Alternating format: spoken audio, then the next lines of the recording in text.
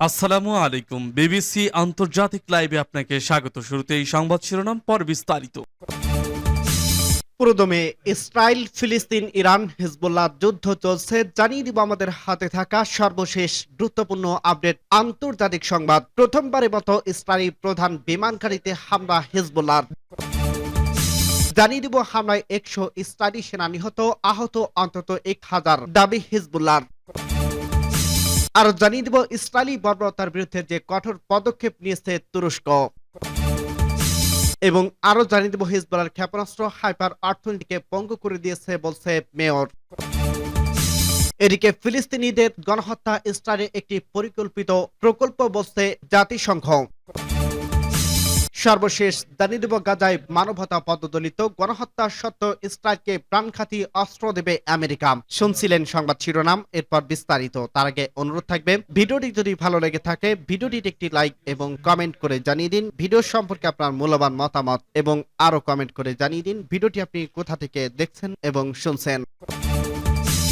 প্রথমবারের মতো ইসরায়েলি প্রধান বিমানঘাটিতে হামলা হিজবুল্লাহর প্রথমবারের মতো ইসরায়েলি বিমান বাহিনী একটি প্রধান ঘাঁটিতে ব্যাপক রকেট হামলা চালিয়েছে। মঙ্গলবার আক্রমণটি ইসরায়েলি বাহিনীর অপরাধ কর্মে চালানো বলে জানিয়েছে লেবাননের গোষ্ঠীটি। এ বিষয়ে হিজবুল্লাহর এক বিবৃতি জানিয়েছে তারা ইসরায়েলের হাহটরিম বিমান ঘাঁটিকে লক্ষ্যবস্তু করেছে, যা ইসরায়েলি বিমান বাহিনীর একটি গুরুত্বপূর্ণ ঘাঁটি। এখানে ইসরায়েলি বিমান বাহিনীর বিভিন্ন সামরিক সরঞ্জাম বহন ইউনিট এবং একটি ইঞ্জিন কারখানা রয়েছে। ঘাঁটিটি দখলকৃত হাইফা শহরের দক্ষিণে এবং লেবাননের ফিলিস্তিনি সীমান্ত থেকে প্রায় ৪০ কিলোমিটার দূরে অবস্থিত।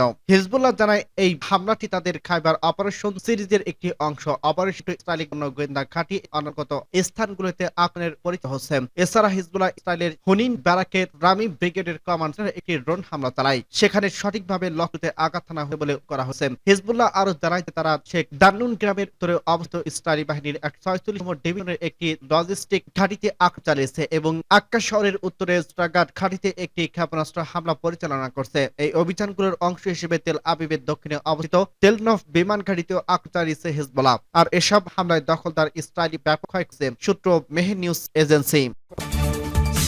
হামলায় ১০০ ইসরায়েলি সেনা নিহত, আহত ১,০০০ দাবি হিজবুল্লাহর। ইসরায়েলের ১০০ সেনা হত্যার দাবি করছে লেবাননের প্রতিরোধতা হিজবুল্লাহ। তারা জানিয়েছে ইসরায়েলে একটি স্থল হামলা প্রতিরোধ করার সময় এসব সৈন্য নিহত। ১০০ ইসরায়েলি নিহত হওয়া ছাড়াও আরো হাজার আহত বলে দাবি হিজবুল্লাহর পক্ষ থেকে। মঙ্গলবার হিজবুল্লাহর গণমাধ্যম প্রকাশিত পৃথক বিবৃতিতে প্রতিরোধ গোষ্ঠী বলছে তাদের যোদ্ধারা ফিলিস্তিনের কয়েকটি অঞ্চলে বেশ কয়েকটি অভিযান পরিচালনা করছে। এর মধ্যে জাবাল আমি অঞ্চলে আল মালকিয়া গ্রাম সহ উত্তর ইসরায়েল অধিকৃত বসকে লক্ষ্য করে ভারী রকেট ও ক্ষেপ হামলা চালানো হয়েছে। হিজবুল্লাহর অপারেশন রুম ঘোষণা করছে তাদের যোদ্ধারা খাইবার সিরিজ অব অপারেশনের অংশ বেশ ৭০টি সফল মিশন পরিচালনা করছে। তদুপরি প্রতিরোধ গোষ্ঠীটি বলছে তাদের ড্রোন টাইবেরিয়াস সাবডিস্ট্রিক্টের গ্রামের একটি ইসরায়েলি সামরিক ঘাঁটিতে আঘাত করছে। এর ফলে সরকারের সামরিক বাহিনী উল্লেখযোগ্য ক্ষয়ক্ষতি হয়েছে। লেবানিজ গোষ্ঠীটি রকেট ও ক্ষেপণাস্ত্র হামলার মাধ্যমে যথাক্রমে মাউলুদ, তারশিয়া এবং দক্ষিণ ও উত্তর অধিকৃত ফিলিস্তিনের সাফেদ ও হাইফা শহরগুলোকে লক্ষ্যবস্তু করছে। সূত্র এর নাম। ইসরায়েলি বর্বরতার বিরুদ্ধে যে কঠোর পদক্ষেপ নিয়েছে তুরস্ক। দখলদার ইসরায়েলের বর্বরতার বিরুদ্ধে তুরস্কের সবচেয়ে কঠিন পদক্ষেপ বলে জানিয়েছে প্রেসিডেন্ট রিসেপ তাইপ এরদোয়ান। গাজায় মানবিক সংকট বৃদ্ধি পর আম্বারা ইসরায়েলের সঙ্গে সব ধরনের সম্পর্ক ছিন্ন করছে। বুধবার ১৩ নভেম্বর সৌদি আরব ও আজারবাইজান সফর শেষে ফেরার ফ্লাইট সাংবাদিকদের একথা বলেন এরদোয়ান। গত মে মাসেই বাণিজ্য সম্পর্ক করা হয়েছে বলে জানিয়েছে তুর্কি প্রেসিডেন্ট। তিনি হুঁশিয়ারি দিয়ে বলেন, যতদিন অস্ত্র সরবরাহ অব্যাহত থাকবে ইসরায়েল আরো আগ্রাসী হবে, ফিলিস্তিন ও লেবাননের পরিস্থিতি আরো খারাপ হবে। উল্লেখ্য, গত বছরের ৭ অক্টোবর থেকে শুরু হওয়া গাজা ও দক্ষিণ লেবাননে ইসরায়েলি বর্বরতায় এ পর্যন্ত প্রায় ৫০,০০০ ফিলিস্তিনি ও লেবানিজ নিহত হয়েছেন। আহত হয়েছে আরো ১.৫ লক্ষ মানুষ, যাদের মধ্যে অধিকাংশই নারী ও শিশু। এ বিষয়ে এরদোয়ান বলেন, ইসরায়েলি হামলা বন্ধ ফিলিস্তিনকে রাষ্ট্র বেশি দেওয়ার জন্য কাজ করা একটি গুরুত্বপূর্ণ পদক্ষেপ হতে পারে। তার মতে দ্বিরাষ্ট্র সমাধান ছাড়া এই অশান্তি ও অস্থিরতা আসবে না। তুরস্ক ইসরায়েলের বিরুদ্ধে কূটনীতি চাপ বাড়ানোর পাশাপাশি বাণিজ্যিক এবং অর্থনৈতিক চালিয়ে যাচ্ছে বলে জানান তিনি। এছাড়া সম্প্রতি ইসরায়েলের কাছে অস্ত্র সরবরাহ বন্ধ জাতিসংঘের একটি প্রস্তাব তুলছে তুরস্ক, যে প্রস্তাব সমর্থন করছে ৫২টি দেশ এবং একটি আন্তর্জাতিক সংস্থা। এরদোয়ান জানান, সৌদি আরব এবং আজারবাইজান সফরের সময় তিনি এ নিয়ে সৌদি ক্রাউন মোহাম্মদ বিন সালমান এবং অন্যান্য মুসলিম নেতাদের সঙ্গে ফলপ্রসূ বৈঠক করছেন। যুক্তরাষ্ট্রের সম্পর্কে উন্নয়ন। এ সময় নবনির্বাচিত মার্কিন প্রেসিডেন্ট ডোনাল্ড ট্রাম্পের অধীনে যুক্তরাষ্ট্রের সঙ্গে সম্পর্ক উন্নতির আশাবাদ ব্যক্ত করছেন এরদোয়ান। তিনি বলেন, তুরস্কের ভৌগোলিক অবস্থান এবং তরুণ নির্ভর জনসংখ্যার কারণে এক বিনিয়োগের সুযোগ রয়েছে। আমরা বাণিজ্য ও বিনিয়োগ বাড়াতে পারে, বিশেষ করে জ্বালানি, অবকাঠামো, প্রযুক্তি খাতে। একই সঙ্গে ট্রাম্প একান্ত সময় ইলন মাস্ক সঙ্গে ভবিষ্যৎ বৈঠকের সম্ভাবনা রয়েছে বলে জানান তুর্কি প্রেসিডেন্ট। হিজবুল্লাহর ক্ষেপণাস্ত্র হাইফা অর্থনীতিকে পঙ্গু করে দিয়েছে বলছে মেয়র। দখলকৃত হাইফা শহরের মেয়র ইয়ানো ইয়াফার ডেবারনের সশস্ত্র গোষ্ঠী হিজবুল্লাহর ব্যাপক হামলা অব্যাহত রাখার বিষয়ে অত্যন্ত উদ্বেগ প্রকাশ করছেন। বলছেন, হিজবুল্লাহর ক্ষেপণাস্ত্র হামলায় হাইফা শহর নজিরভাবে একটি বড় ধরনের অর্থনৈতিক ক্ষতির সম্মুখীন রয়েছে। মঙ্গলবার ইয়োনা ইয়াহাব জানিয়েছেন, হিজবুল্লাহর ক্ষেপণাস্ত্র হামলার ফলে হাইফা শহরের স্বাভাবিক জনজীবন স্থবির হয়ে গেছে এবং এখানে সব থেমে গেছে। এখানে রাস্তাঘাট ফাঁকা এবং দোকানপাট বন্ধ হয়ে পড়ছে। হাইফা অর্থনৈতিকভাবে দুর্বল হলে পুরো ইসরায়েলকে তা প্রভাবিত করবে। ইরানি সংবাদ মাধ্যমগুলো জানিয়েছে, ইসরায়েলি অধ্যয়ন এবং গবেষণা কেন্দ্র আলবাই এই প্রসঙ্গে উল্লেখ করছে, ইসরায়েলের অধীন অঞ্চলে গভীর হিজবুল্লাহ হামলা বৃদ্ধি পেয়েছে।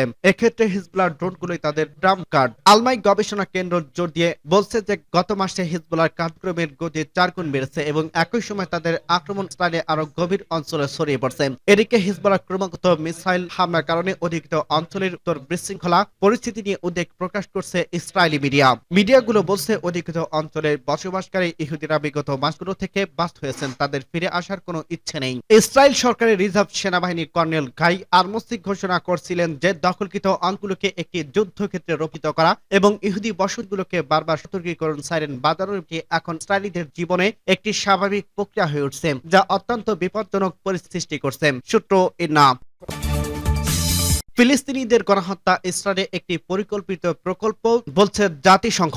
ফিলিস্তিনি বিষয়ক জাতিসংঘের বিশেষ প্রতিবেদক গাজায় ইহুদিবাদী শাসক গোষ্ঠীর গণহত্যামূলক অপরাধ এবং এর গ্রস্তদের প্রতি বিশ্বকে বিশেষ মনোযোগ দেওয়ার আহ্বান জানিয়েছেন। ফিলিস্তিনি জাতিসংঘের বিশেষ প্রতিবেদক ফ্রান্সকো আলভানিস ইহুদিবাদী শাসক গোষ্ঠীর মাধ্যমে ফিলিস্তিনিদের গণহত্যা সম্পর্কে গাজায় একজন ফিলিস্তিনি ডাক্তারের গল্প প্রতিক্রিয়া হিসেবে সামাজিক যোগাযোগ মাধ্যমে একটি বার্তা প্রকাশ করে লিখেছেন, আসুন এই গল্প একটা গল্প হয়ে যাক। গণহত্যার শিকারদের আমরা কখনোই ভুলে যাব না। পার্সটোডের অনুসারে মানবিক বিষয়ক জাতিসংঘের ভারপ্রাপ্ত ডেপুটি মহাসচিব জয়েস মেসোয়া নিরাপত্তা পরিষদের সভায় ঘোষণা করেছেন যে ইসরায়েলি হত্যা শিকারদের 70% নারী ও শিশু। অন্যদিকে সুইডিশ পরিবেশবাদী এবং মানবাধিকার কর্মী গ্রেটা থানবার্গ গাজা উপত্যকায় ফিলিস্তিনিদের গণহত্যায় সরকার অংশগ্রহণকারী প্রতিবাদ করে একটি ভিডিও প্রকাশ করছেন। ইহুদিবাদী ইসরায়েলকে জ্বালানি সরবরাহের মাধ্যমে গাজায় গণহত্যা চালানোর কাজে সহযোগিতা দেওয়ার জন্য সবার উচিত দেশে দেশে তুরস্ক এবং আজারবাইজান দূতাবাসগুলোর সামনে প্রতিবাদ সমাবেশ করা। জাতিসংঘের মানবিক বিষয়ক উপ মহাসচিব ইলেস প্রান কেহরিস ও জাতিসংঘের নিরাপত্তা পরিষদের বৈঠকের জোর দিয়ে বলছে, ইহুদিবাদী হামলার তীব্রতার কারণে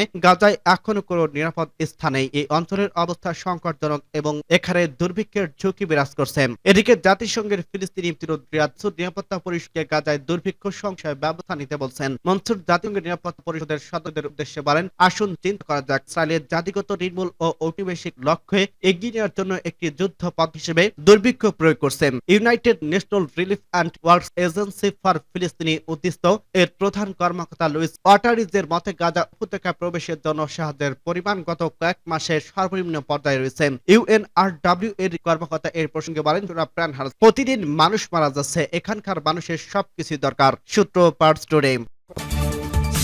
গাজায় মানবতা পদদলি গণহত্যা সত্ত্বেও ইসরায়েলকে প্রাণঘাতী অস্ত্র দেবে আমেরিকা। ফিলিস্তিনি অবরুদ্ধ গাজা উপত্যকায় ইহুদিবাদী ইসরায়েলের বর্বর আগ্রাসন ও গণহত্যা সত্ত্বেও দখলদার এই শক্তিকে প্রাণঘাতী অস্ত্র ও সামরিক সহায়তা দেওয়া অব্যাহত রাখবে আমেরিকা। ইহুদিবাদীদের আগ্রাসন এ পর্যন্ত গাজায় অন্তত 43,007 ফিলিস্তিনি শহীদ হয়েছেন। মঙ্গলবার মার্কিন পররাষ্ট্র দপ্তরের নিজ করছে যে তারা ইসরায়েলকে অস্ত্রের চালান পাঠানো বন্ধ করবে না কিংবা কমাবে। পররাষ্ট্র দপ্তরের মুখপাত্র বেদান্ত প্যাটেল বলেন, ইসরায়েলকে অস্ত্র সরবরাহ করার এ পর্যন্ত কোনো পরিবর্তন ঘোষণা করা হয়নি। যুদ্ধ বিধ্বস্ত ফিলিস্তিনি খণ্ডে ত্রাণ সাহায্য বাড়াবে বলে তেল আবিবকে ওয়াশিংটন 30 দিনের সময়সীমা বেঁধে দিয়েছে। গত 13 অক্টোবর বাইডেন প্রশ্ন বলেছিল, এই 30 দিনের মধ্যে গাজায় হত্যাযজ্ঞ না কমালে মার্কিন আইন অনুযায়ী ওয়াশিংটন কাজ করতে বাধ্য হবে। মার্কিন আইনে বলা আছে যেসব দেশ ত্রাণ বিতরণে বাধা দেবে সব দেশকে প্রাণঘাতী অস্ত্র সরবরাহ করা যাবে না। ইসরায়েলি কথিত এই সময়সীমা উপেক্ষা করে চলছে। সময়সীমা শেষের কাছাকাছি হওয়া সত্ত্বেও